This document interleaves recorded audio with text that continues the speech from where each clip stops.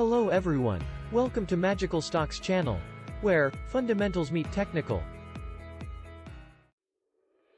Ang PSE Index ay bumaba mula 6,378.07 noong April 23, 2021, hanggang 6,370.87 ngayong April 30, 2021. Ang performance na ito ay katumbas ng minus 0.11% na pagbaba sa index para sa isang linggo. Ang aming magical stocks ay tumaas naman mula 468.4k pesos hanggang 472.13k pesos, katumbas ng 0.8% na pagtaas sa aming investment. Sa kabuuan, ang kinita ng aming investment ay tumaas mula 17.29k pesos hanggang 21.02k pesos. I-update namin ang tatlong batches ng magical stocks kasama ang 4 na experimental magical stocks para sa video ngayong linggo. Bago tayo magpatuloy sa ating update at kung interesado kang mag-invest gamit ang aming magical stocks o nais lamang na i-check ang pagiging epektibo ng aming sistema, mangyaring i-like ang channel na ito, mag-subscribe at pindutin ang notification button upang mapanatili kang updated kada linggo. Una natin talakayin ang performance ng November experimental magical stocks mula April 23, 2021, hanggang April 30, 2021. Narito ang aming worksheet para sa November experimental stocks. Ang top performer ay SECB na tumutubo ng 3.59%, habang ang list performer ay MEG na natatalo ng minus 20.25%. Merong tayong isang signal ng sell sa ating 5 experimental stocks. Tingnan natin ang trend na nagsimula naming i-monitor noong November 20, 2020. Ang PSE Index ay bumaba mula minus 11.04% hanggang minus 11.14%, bumaba ng minus 0.1%. Ang aming experimental magical stocks ay tumaas naman mula minus 5.89% hanggang minus 5.09%, tumaas ng 0.8%.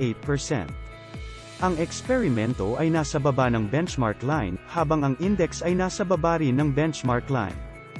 Ang aming eksperimento ay nasa itaas ng index na may gap na 6.05% ngayong April 30, 2021, na nagmula sa 5.15% noong April 23, 2021. Talakayin natin ngayon ang performance ng December experimental magical stocks mula April 23, 2021, hanggang April 30, 2021. Narito ang aming worksheet para sa December experimental stocks. Ang top performer ay FGen na tumutubo ng 10.28%, habang ang least performer ay DMC na natatalo ng minus 12.38%. Wala pa tayong signal ng sell para sa bawat isa sa 5 experimental stocks. Tingnan natin ang trend na nagsimula naming i-monitor noong December 18, 2020. Ang PSE Index ay bumaba mula minus 12.3% hanggang minus 12.4%, bumaba ng minus 0.1%. Ang aming experimental magical stocks ay tumaas naman mula minus 3.6% hanggang minus 3.42%, tumaas ng 0.18%. Ang eksperimento ay nasa baba ng benchmark line, habang ang index ay nasa baba rin ng benchmark line. Ang aming eksperimento ay nasa itaas ng index na may gap na 8.98% ngayong April 30, 2021, na nagmula sa 8.7% noong April 23, 2021. Talakayin naman natin ngayon ang performance ng February experimental magical stocks mula April 23, 2021, hanggang April 30, 2021. Narito ang aming worksheet para sa February experimental stocks. Ang top performer ay STR pero natatalo ng minus 2.5%, habang ang list performer ay VLL na natatalo ng minus 16.78%. Wala pa tayong signal ng sell para sa bawat isa sa 5 experimental stocks. Tingnan natin ang trend na nagsimula naming i-monitor noong February 19, 2021. Ang PSE Index ay bumaba mula minus 7.92% hanggang minus 8.02%, bumaba ng minus 0.1%. Ang aming experimental magical stocks ay bumaba din mula minus 7.86% hanggang minus 8.13%, bumaba ng minus 0.26%. Ang eksperimento ay nasa baba ng benchmark line, habang ang index ay nasa baba rin ng benchmark line. Ang aming eksperimento ay nasa ibaba ng index na may gap na minus 0.11% ngayong April 30, 2021, na nagmula sa 0.05% noong April 23, 2021. Talakayin naman natin ngayon ang performance ng March Experimental Magical Stocks mula April 23, 2021, hanggang April 30, 2021.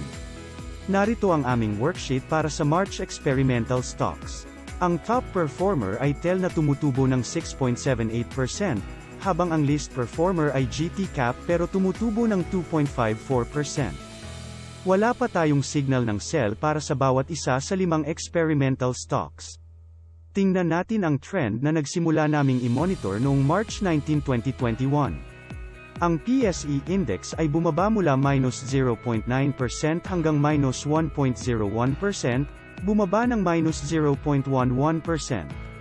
Ang aming experimental magical stocks ay bumaba din mula 5.52% hanggang 5.16%, bumaba ng minus 0.36%.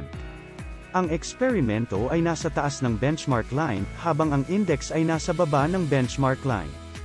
Ang aming eksperimento ay nasa itaas ng index na may gap na 6.17% ngayong April 30, 2021, na nagmula sa 6.42% noong April 23, 2021. Narito ang aming worksheet para sa tatlong batch ng magical stocks. Ang unang batch ay nasa taas ng market na may gap na 20.33% ngayong April 30, 2021 na nanggaling sa 18.03% noong April 23, 2021. Ang pangalawang batch ay nasa taas ng market na may gap na 1.72% ngayong April 30, 2021 na nanggaling sa 0.49% noong April 23, 2021. Ang pangatlong batch ay nasa baba ng market na may gap na minus 0.66% ngayong April 30, 2021 na nanggaling sa 0.33% noong April 23, 2021. Sa summary ng aming investment, ang unang batch ng magical stocks ay tumutubo ng 27.61% na nanggaling sa 25.43%. Ang pangalawang batch ay natatalo ng minus 9.83% na nanggaling sa minus 10.97%. Ang pangatlong batch ay natatalo ng minus 1.35% na nanggaling sa minus 0.26%. Sa pangkalahatan, sa aming investment na 451.11k pesos, ang kasalukuyang halaga nito ay 472.13k pesos, na katumbas ng 4.66% na nagmula sa 3.83%. Mayroon kaming tumutubo na unang batch, natatalo na pangalawang batch at natatalo na pangatlong batch. Yan lang po para sa update ng ating mga magical stocks ngayong linggo. Salamat sa panunood. Sa susunod na linggo, ipagpapatuloy namin ang pag-update ng tatlong batch ng magical stocks at ang 4 na experimental stocks. Quote, "You have to identify your weaknesses and work to change. Keep a trading diary, write down your reasons for entering and exiting every trade. Look for repetitive patterns of success and failure." Unquote, Alexander Elder. See you in the following video. Have a great day ahead.